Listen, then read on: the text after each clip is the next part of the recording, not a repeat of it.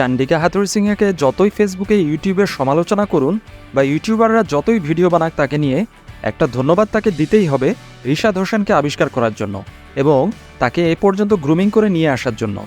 আমাদের ঘরোয়া ক্রিকেটে লেগ স্পিনারদের ম্যাচ টাইমই দেওয়া হয় না। বিপিএলেও সব স্পিনার দল পেলেও লেগ স্পিনাররা অবিকৃত থেকে যান প্রত্যেক বছর।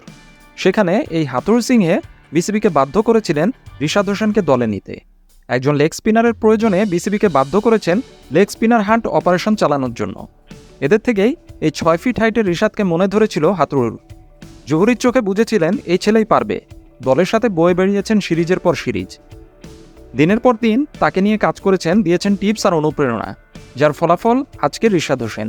কিছুদিন আগেই শ্রীলঙ্কার সাথে সিরিজের 7 ছক্কায় 50 করে নিজের অলরাউন্ড অ্যাবিলিটির জানানো দিয়েছিলেন রিশাদ হোসেন। আর গতকাল টি-20 বিশ্বকাপে নিজের ডেবু ম্যাচেই বেস্ট বোলিং ফিগার করে বসলেন রিশাদ হোসেন। মাত্র 22 রানে 4 ওভারে নিয়েছেন 3টি উইকেট।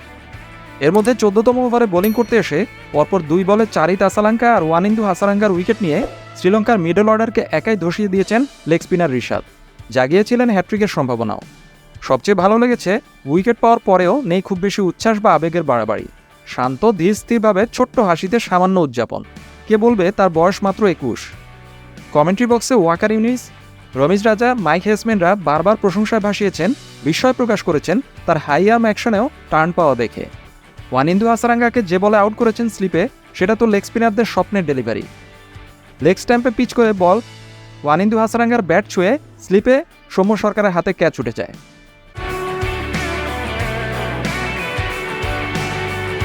এমন দুর্দান্ত লেগ স্পিন বোলিং বাংলাদেশ কবে দেখেছিল?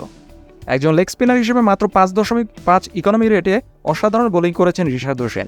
রিশাদ হয়ে উঠুন বাংলাদেশের লেগ স্পিনিংয়ের নতুন তারকা। তার জন্য রইল অসংখ্য শুভকামনা।